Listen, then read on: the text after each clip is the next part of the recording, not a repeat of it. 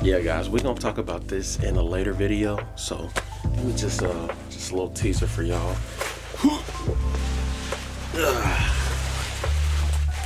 Oh yeah, these real plates too.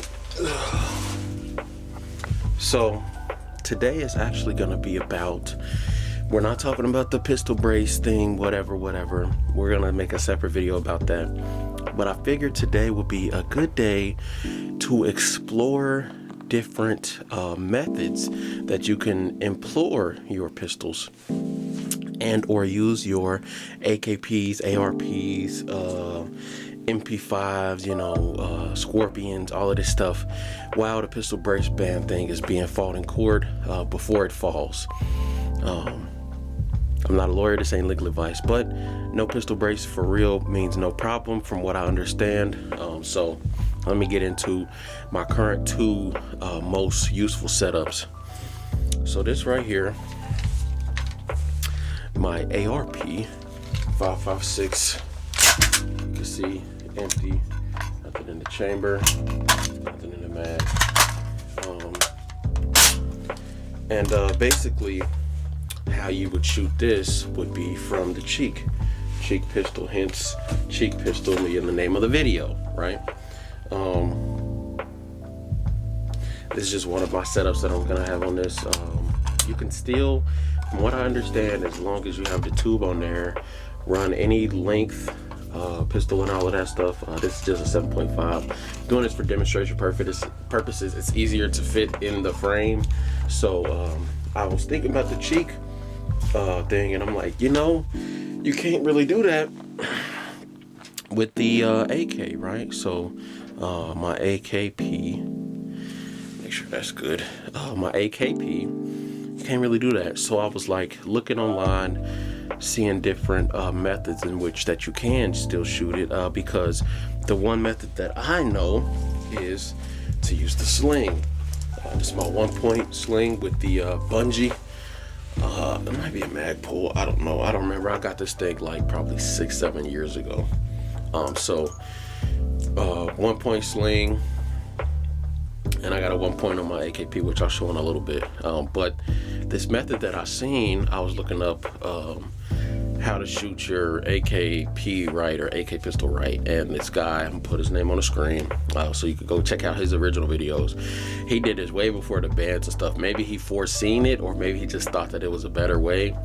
And how he explains it is like you still do get 4 points of contact, which I'll still explain a little bit how I seen it in depth and all of that stuff. But yeah, he was kind of right, as well as I want to see how this method works with the Warrior Poet Society sling, because it's a 2-point, which will give you another point of contact on the weapon system, as well as it also has the bungee on it, which John Lovell know what he's talking about. He know what he's doing, because I've thought about that for years, and I'm like, I don't think it would work practically, blah, blah, but I never made a prototype to test. So, him being a war fighter and stuff, he knows that sometimes you need, basically, if you guys don't know, the 1-point is basically for war fighting. It's not for going hands-on, because it just basically dangles. And 2-point is for basically going hands-on or administrative stuff. So you can really cinch it down, and it'll get tighter to the body, won't really be able to move. And then the 1-point, you can still turn the 2-point into a 1-point. Most of them have a little thing that you can boom and then click into. I might have one somewhere around here. I don't know where it's at though, but yeah, I'll annotate a picture of it right here. But basically, yeah, you could turn a 2-point into a 1-point and still be able to cinch it down really tight. But like I said, it will turn into a 1-point, and but you don't want to have to boom boom all the time. So he made basically best of both worlds, put it in one sling, which is really smart. And I am going to be getting that before the end of the summer. So hold me to it, guys. Hold me to it in the comments. But anyways, so let me show you what I'm talking about when I say this. And also some considerations when you're wearing a vest. You don't have to worry about no shoulder placement with this method, as well as, I'll show you with different types of mags. The mag that you use really doesn't matter with this method as well, which is pretty interesting. Only one exception, and I'll show you what I mean by that when I show you. All right, so here's my AKP, and how I got it set up right now. I got the 1-point sling loop in the back. That's what I'm calling it right now, the 1-point sling loop. Basically just a zip tie. And then I have my ambi safety, which is very nicey and dicey. Yeah, you can see. How many people you know got an ambi AK that's not a Galil? Come on, man, get on my level, man. So make sure it's clear. Boom, mag empty. Also, how many of y'all can do this with y'all AK? Drop free. Come on. Get with me. Go mess with some of my older videos though. I got the YIAK video, part 1 and 2. I think I have a 3 on there. Maybe I have a parts breakdown and all of that stuff. So check out those videos if y'all want to see more about this. But basically the method, you need some type of riser. This is just a Sig Romeo 5, and the reason why I really like this as well is because with the riser you can still see my sights, so I can still see my sights through the little gap in the riser, so I don't lose the sight because I have an upgraded Krebs sight on there. Let's see if I can get you to see that. Got an upgraded Krebs sight, so I got the regular, then I got the sniper sight. Boom. And I'm making a video about that soon in my shorts, so stay tuned for that as well, where I basically took this to the range and tried to snipe with it. You know, 10.5 inch barrel. I think I did pretty good, but I digress. So basically the method he was talking about is boom, and you could still have it on the sling if you want with this method as well. I'm just gonna hook it up there. Actually, it might be better if I do it with just the one. Let me disconnect that. So basically you can still go hands-free. That, you know, like I said, it's war fighting, so it's gonna be dangling, but if you need to drop it, you know, you can transition to your pistol. But with this, the idea behind these is really, I think, for this to be your, like a mix between a primary and a secondary. Like, it's a pistol, so it's still mobile, and you can still do CQC, CQB with it, as well as it has the rifle caliber, so it has the lethality of a primary. So it's kind of like a PDW, best of both worlds, truck gun, whatever you want to say.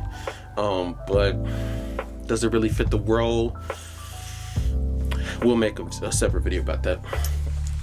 But so for the method, basically you would have it at your low ready or your high ready, whatever. I like high ready personally, especially running with AKs and playing Call of Duty. You know what I mean? I like the high ready. So basically you have it here, and then same as normal.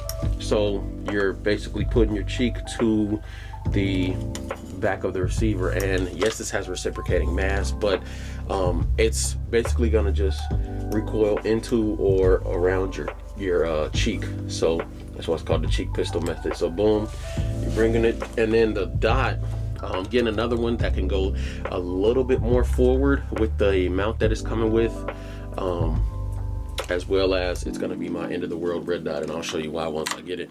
But basically your cheek fat is going to absorb all of the recoil, as well as your hands. And then if you really want to get like no recoil felt, you can also have another point of contact. So not only do I have hand in hand, I can also have hand, and I could do the C-clamp. And then what that does is I can push this hand in tighter and be even more stable, so I can have all of this part of my body, as well as both my hands, and still be punching out on the sling if I want to. So if I boom, boom, boom, and then if I want to, I could just bang, boom, boom, boom, bang. So it's an interesting concept. I want to play with the idea, as far as like, not per se accuracy, but like, you know, hitting silhouettes at a certain distance. I think it's a really cool idea and concept. I really can't wait to take it to the range and actually play with it. That's the best part about this 1-point is the real quick detach for real. But another interesting thing is, so I can go, it's kind of like you have like a 3X and then you have like the mini red dot on top. So it's kind of like you're doing like that and then boom, boom, boom, boom, boom. So imagine this was a 3X and then I had like a red dot on top of that. It's like just rising up. It's the same thing. So when I have it on the sling, which I don't know why I took it off. When I have it on the sling, so let's say I'm cheeking it, right? Boom. And then I want to go a little further, or I want to use my irons instead. The switch is so simple. I'm simply just punching out and then using my sights. And then when I want to be more accurate, I just come in, boom, boom, boom. I'm curious to see the distance on this thing. I've already pushed it out to, I believe, 70 yards. And I believe I got that in my video. I got like the target size was probably like 3 inches. So 3 MOA. But I am really curious to see how this method works. Let me know what you guys think. Try it out for yourselves and then see your let me know your results. And yeah, I thought this was a really good interesting idea. And the guy in the video actually shows him shooting it, and he shows I'm not sure if he shows his targets, but he's getting hits on silhouettes, on metal silhouettes, pretty consistently, especially like double taps, which this is the double tap machine. If y'all know, I got that third trigger on there. And yeah, if you want to see about that, go to my $500 trigger video. Yeah. But some more considerations with this. This is just a regular mag. These metal mags are cool. That's the OEM one that it came with. And then this is just a double standard. So whoops. Double standard, so you know that's $60 dollars. That's what we'll call it, $60. YouTube, $60. So I could still bang, and then same thing with this. That doesn't really interfere with my hand, and then I don't have nothing that obviously interferes with my release or anything like that. Let's see. We got the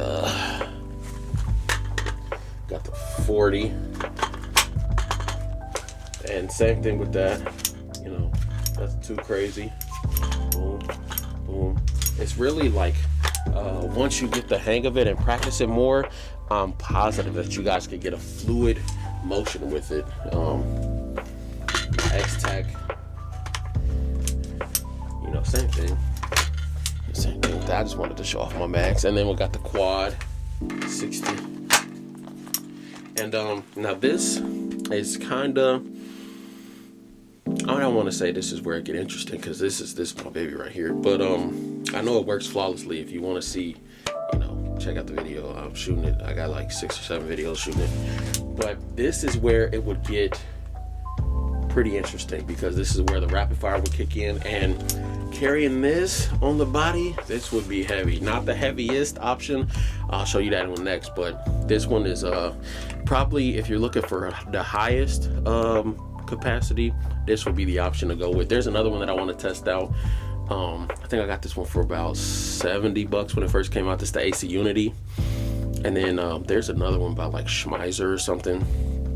I'm still playing with their AR mag, so I want to see how that works first before I get it. But I do want to get the other one to see how that works. But yeah, this one works flawlessly. I had to leave it loaded for like 6 days for loosening up the spring, but you know, quad stack spring, that's what you'd expect. But that's a really good option, especially with this trigger, if you were like trying to suppress fire or something. So I got the 75er, and this is where it kind of gets interesting. When you're really punching in, punching out is no problem, obviously, but punching in is where this is going to get interesting, because you know, that weight will really start weighing you down on this thing, especially when it's loaded. This thing gets heavy. So I don't know what y'all think about that. Which one would y'all rock? They all fit and they all work fine, but that's not necessarily the case when you have a brace, which is pretty interesting, right? because I know a lot of times that drum, when you have it pulled in, that drum will get in the way, especially trying to do a reload with that and trying to really tuck it in tight. But with that C-clamp, you really can transition really fine with basically any mag. So it's kind of like it's better than having a brace. I don't know. Let me know what y'all think in the comments down below though. You like this method? You think it's trash? You think you'll pass? I don't know, just say trash or pass. And maybe I'll put a poll up or something. But let me know what y'all think about this. Also, let me know what y'all think about the pistol brace thing, and should I make a video about it? I don't know, I've been really delaying it, waiting on a court decision, because I was gonna make a Guess Who's Back video when that comes out. But you know, let me know what y'all think in the comments down below. Peace.